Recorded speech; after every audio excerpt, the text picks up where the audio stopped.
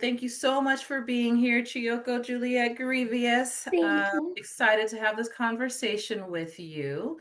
Thank you again for joining with us in this inaugural Black Women Self Care Bundle. And as one Mm. of the ambassadors, you have agreed to show up with us in this space to really talk about the importance of self care for Black women and the ways in which you support in that work. Yes, Yeah. yes. I'm excited that you and a team is doing this, and I'm excited to be an ambassador. It sounds so fancy. So I love it. That's how we do, right? So we're going to go ahead and get started. And this is just an opportunity for folks that are considering participating in the bundle, utilizing the resources, just to get to know the folks behind the resources that we are going to be sharing with our community. So I guess let's just start with tell us a little bit about yourself and the work that you do. Okay, so I am Chioko Juliet Grevious, and I am a licensed marriage family therapist. I'm also a psych associate, registered in California. So what that means is I'm in my PhD program. All right. And I am close-ish to finishing, and so I still have to get hours, even though I have a gazillion at this point. I am also an associate professional clinical counselor, and I have a private practice, and it's called Grounded Roots Therapy Collective in Sacramento. And I'm a mom, and I have an 18-year-old that just graduated from high school. Congratulations. Thank you. And I love the Celtics. So Yes, that may be the most important piece of all of this in your mind. yes, we got next year, next year. So That is great. Very good. All right. So, Grounded Roots, tell us a little bit about your business and who you serve and what led you to doing this work. yes, so Grounded Roots is my little baby. It's still in its infancy, maybe toddler. I think the practice has been going full time for about 2 years now. My first master's degree is in public health. And so I had been a public health practitioner for about 13 years before I launched Grounded Roots. And it is a therapy practice. I primarily see women, cis women, trans women, folks who are non binary, Black, other folks of color in therapy. And one of the things that we focus a lot on is rewriting the narrative. So we talk about a lot of anxiety and depression, but typically what's at the root of that is how we're rewriting our stories. So we spend a lot of time doing that. And yeah, that is my practice in a nutshell. One of the things that I love about the work is being able to meet people where they're at and just I love watching the stories unfold where the narrative that has been placed upon us or told to us, it's not accurate most of the time. And so to be able to say, that's not me, and this is how I want to reintroduce myself is very powerful. So I love that. And I think the way I got started is I feel like I've always been a therapist ever since I was a little girl. I think I'm a great listener, active listener, but I'm a great listener.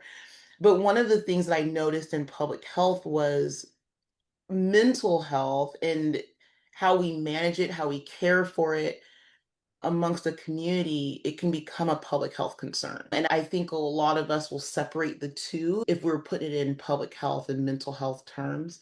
And so for me, it was how do I bridge that and how do I be a vessel or a beacon or something for that. That might be strong. That's a little pretentious, but I just felt that we need more. And I was doing some conference work, and one of the things is that a lot of Black folks, Black women did not have, there were not Black therapists.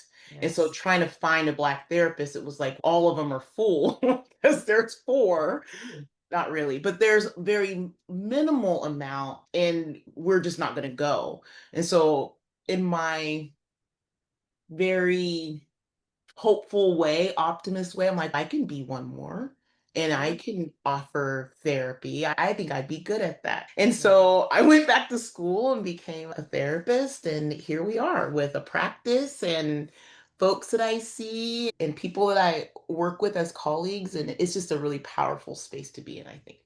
Yes, definitely. So you saw a need. You saw a need in Black folks in particular as individuals, but then also the connection with our community and vice versa. And you saw the Yeah. need and you took the skills that you just naturally had and got more training, more Yeah. education, which I Yeah. always told you you were so ready for this field even before you got here. And so here we are. You started your practice, you're working on your degree. And you do a lot more things outside of the office too, I'm quite aware of. And so you bring a lot to this space. So thank you. Thank you, Dr. Mims. Okay. Now, so self-care, right? Given your experience in public health and then now in the clinical setting, when you think about self-care, like what does that mean? What does that look like? And why is that important for Black women in particular? Yeah, I think the word self-care or the phrasing of self-care is it's always activating for me because with self-care, when we think about it, it's almost like it's a punitive of what we're not doing for ourselves. So when we turn to self-care, it's usually when we are at like a place of burnout. Yes. And so the idea is you got to give yourself self-care. And Yes. it's the systems that we operate in, all the massages and all of the like pedicures, it's not going to now miraculously make you de-stressed. And it's not going to calm your nervous system. And so for me, I am thinking about what is a more core way of protecting ourselves before it even gets to a space of burnout where folks are like, "Oh, you need self-care and now you have to spend all this money to get to self-care." And I truly believe in soul care. Like, how do we care for our souls before it's not self, right? It's about our soul. That's how I kind of see it, if that makes sense. Please keep talking. Tell us about Okay. self-care. So it's for me, when I think about our souls and being connected to it, it's our source. What is our source that we're connected to? And how is it that we can continue to get to that on a daily? Does that look like massages? It's probably not. I think that could be a plus, but every single day, how am I caring for my soul? Is it by Wow. taking a breath? Is it by drinking more water? Is it by listening to Tupac's Hit 'Em Up? I don't know what that looks like to care for the soul for the individual. Mhm. But when we get to self-care, it's more like now we have to intervene. Whereas we can get to a place every single day where we wake up and you're like, what does my soul need today? It may Wow. need to sit for 5 minutes. It may need to ask someone else to take a kid to school. I need to read this chapter in Bell Hooks one more time, or draw, or cook myself a meal.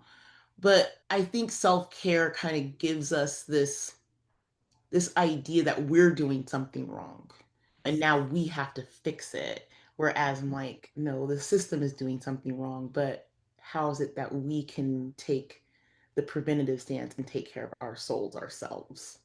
That makes Wow. sense. I love Yeah. that. It definitely makes sense, right? So, soul care, checking in on a daily basis was what does my soul need? Yeah. What Yeah. does it need? What does it crave? What is it longing for? And it doesn't have to be anything big. And I think when we think about self care, we think about this huge ordeal. We have to go and do something. We have to spend money on something. We need to prepare. I got to create time and a schedule to have self care.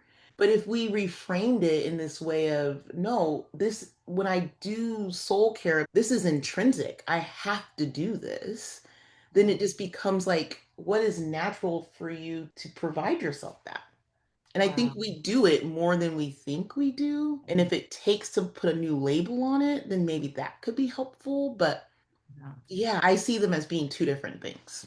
Yes, yes. I love that. I love that you're also bringing up that it can look different for a lot of different people, Hmm. right? And just being open to different ways of pouring into your soul on a day-to-day basis, I think is an important first step. Yes, I Yeah. agree. Yeah, yeah. What do you see as some of the challenges for Black women to really taking seriously that soul care? I think that some of us, including myself, I've been in this space. Sometimes I am in this space until I do my own reframe. But I think one of the barriers is believing that we deserve it. Oh, wow.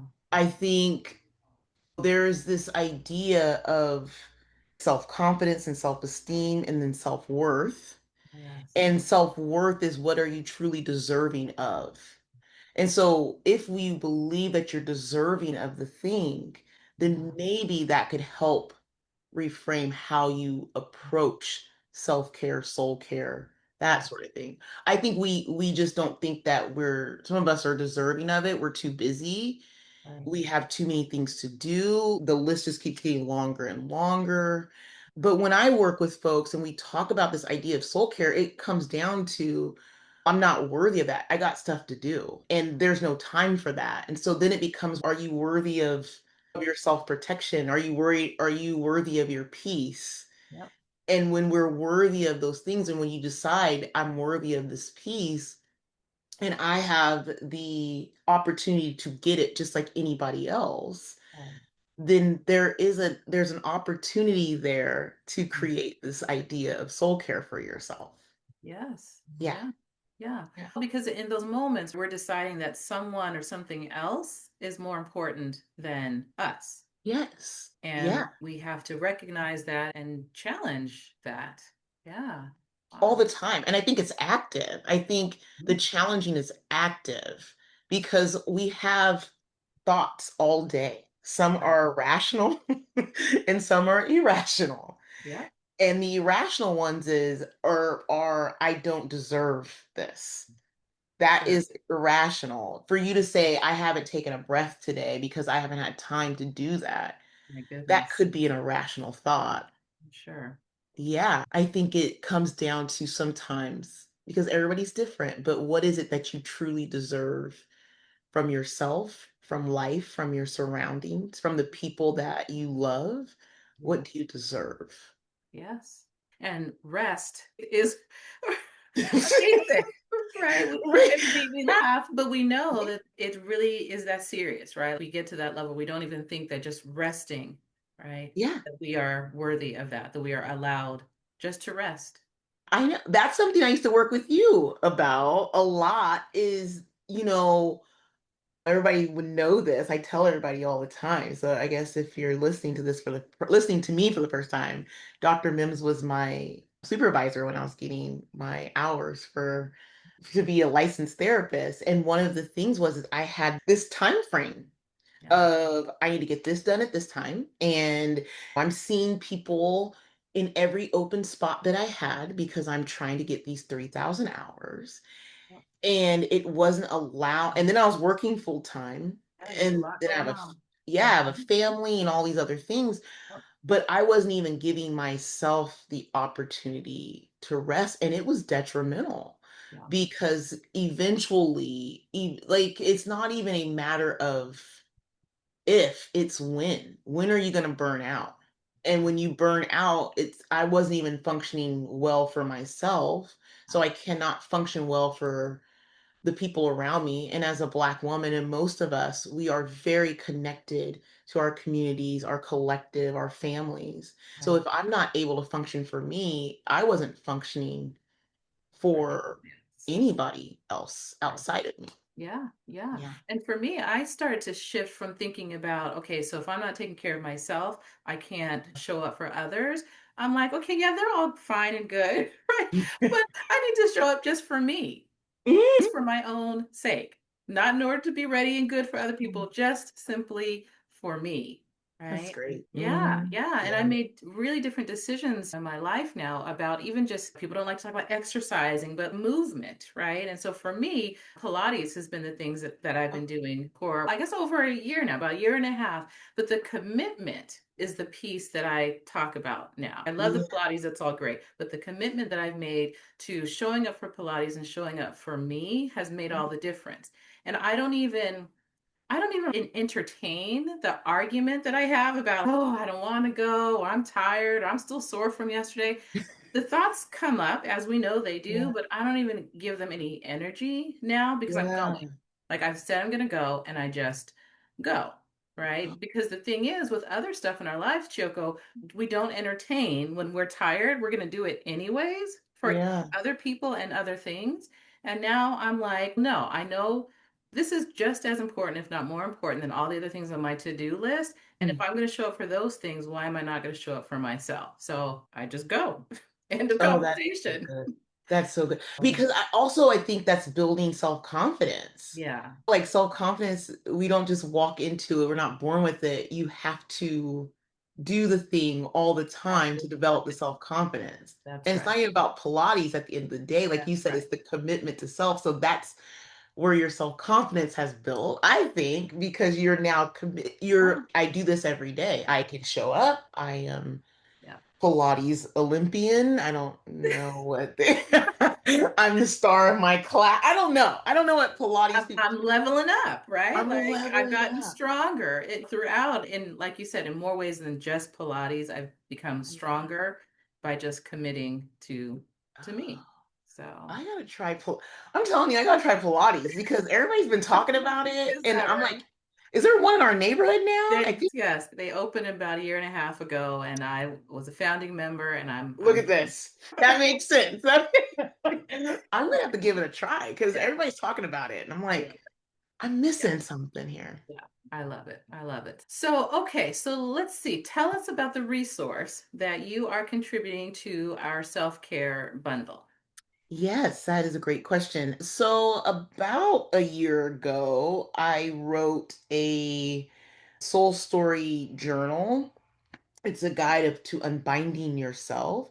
And I wrote it because I'm a journaler. And one of the things in my practice to rewrite a narrative or to come up with your own narrative or dig deeper, I usually come up with journal prompts for everybody. So, Okay. typically at the end of our session, I'll say, I'll have something for you later. I gotta think about it a little bit. And I will send them an email, one prompt, just think about this Love between that. here and now, which can be a lot of work, but I love it. When I tell other therapists about it, they're like, you do that? And I'm like, yeah, it That doesn't take me, engagement. yeah, it doesn't take me that long either. And so one of the things I was talking about with my husband is about these journal prompts. And do you write them down? I was like, no. And then I started writing them down and I started noticing there's these core themes about ourselves and ancestral and how are we connecting with this little being, our little selves, and now. And so that's how the practice started, or the soul story practice Yes. started. And so the resource that I'm offering is this little structure, like the journal, of question prompts. And there's the why and how these things connect. And it's short and it's sweet. I think that everyone can do it by taking that time for themselves as part of their soul care work. But yeah, it's 5 pages maybe, and you could do it in an afternoon. But I think it just kind of gets to the heart of who you are now and where is that you're trying to go. Wow. Okay. Yeah, I have your journal right here, actually. I do. I don't know Oh, if there it is. if Thank we you. could see it very, yeah. So I Ah, usually keep it so here on sweet. my little table in Yeah. my office. Soul Story Journal, a guide to unbinding the spirit. Yes. Yes. Oh, it is so Wow. sweet. Oh, it makes me it gives me goosebumps and it makes my heart beam when people just have it. I don't know what people are doing. I don't know if you're using it as a coaster, not you, but it could be anybody. And I just think it's the Yeah. sweetest thing. I love it so much. I love Yeah. it.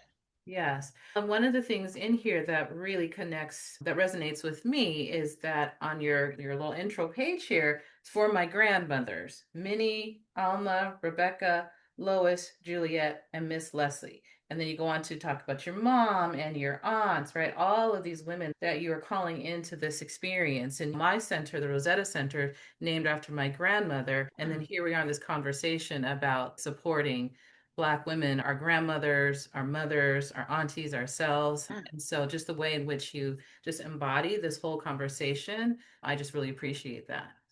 Thank you, Dr. Mims. That just Yes. broke my heart. And I came in your office one day when I had to use it briefly, and Oh, I saw it, and I was like, and I had a client. I was like, look at my book.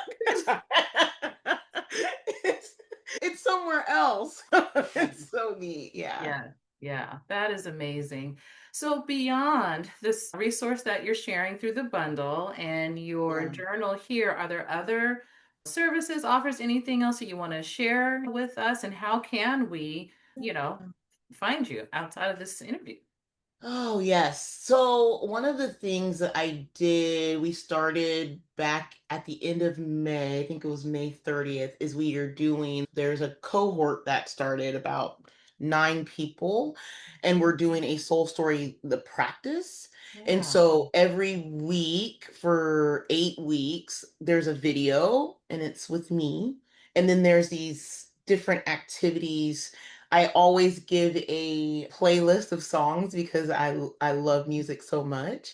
And then we connect. We have 3 live in-person meetups, and we had one a couple weeks ago, and that was lovely.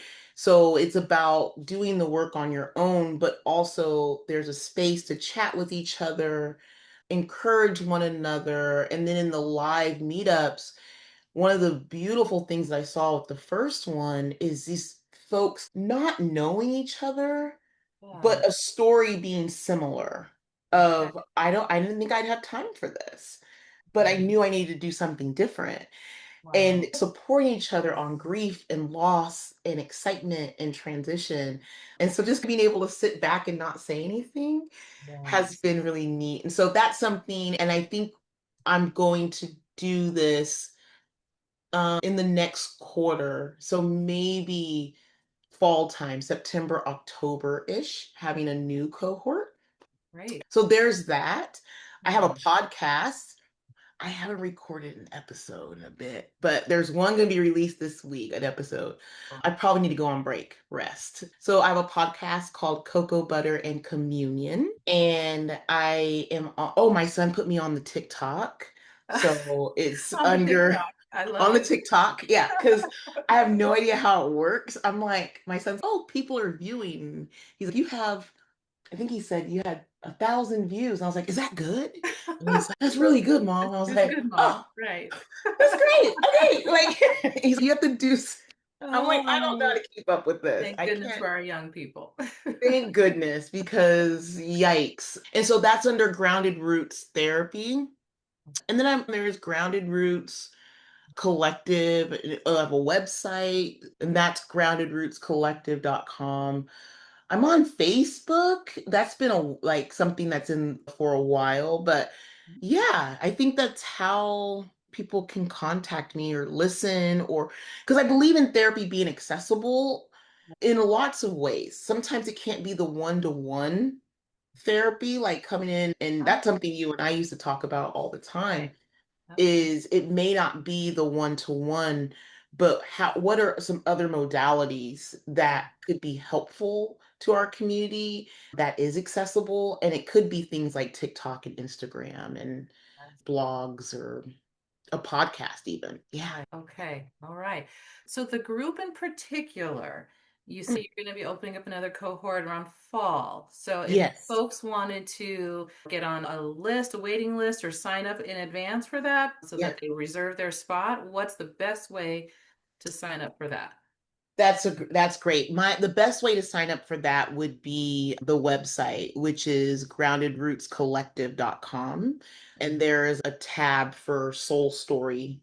And so you can click on that and sign up at the bottom about wanting to participate. And you can just put a little note in, I want to participate. And then the next information that comes out, you'll get it and signups and Okay. stuff like that.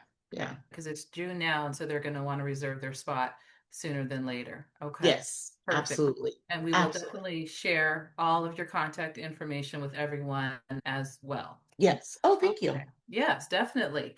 So, okay. So before we wrap up, is there just one thing that you might want to leave with the folks that are listening today about how they can practice or continue to care for their souls and self? Yeah, I really believe in us doing a little bit about what are we worth? Am I worth rest? And if somebody else were to ask another person, am I worth rest? We're Mm, naturally going to say, yes, you are. No one is going to be like, nope. yes. So if you were to ask yourself that as an outsider, Yes. and say, am I deserving of peace or rest or a breath or Pilates or whatever? And your answer should be yes, you are. And I think that's where you start is that. But I also believe in, like I said earlier, how are we waking up in the morning and saying, what is it that my soul needs today? As soon as you open your eyes and give thanks or praise or you talk to an ancestor or whatnot, think about what does my soul need today? It Yes. needs to be active. Okay, Wow. that's what it is. Or it needs to sit around in these raggedy golden girls pajamas and do my word search. That was me a couple days ago. Yeah. And that is what my soul needed. And I took advantage of it. Things will be there. Things will Yes. be there. Yeah. Wow. Thank you so much for that. So, Yeah. how about this for an invitation to all of us? So, Chioko will be with us on Friday, July 4th at noon Pacific time Yeah. for the Black Women Self Care Roundtable. So, we will be going live on multiple social media platforms with a group of ambassadors to talk about self care, what that looks like, how we practice that, and all the good things, right? So, for Yeah. those of you that are watching this, before that, what about an invitation? If each of us wakes up every morning and asks, what does my soul need? And so we're Mm. talking a month. Could you imagine every morning for 1 month asking ourselves, what does my soul need? And providing that to us? Let's try it. That's the invitation to practice soul care Yeah. before we get to the point of burnout. Yes. You game? Before. You in? Yes, I'm in. All right, let's do it. I'm in. That's our invitation. Love All it. right. Thank you again so much, Chioko, for You're being here and welcome. talking with us about just who you are and the work that you're doing to support not just Black women, but all of our communities that are underserved and Yeah. undervalued. And we will see you on July 24th. Looking forward to it. Oh, I'm so excited. Thanks, Dr. Imson. You did great. You did great. Thank you. You're welcome. I'll see you soon.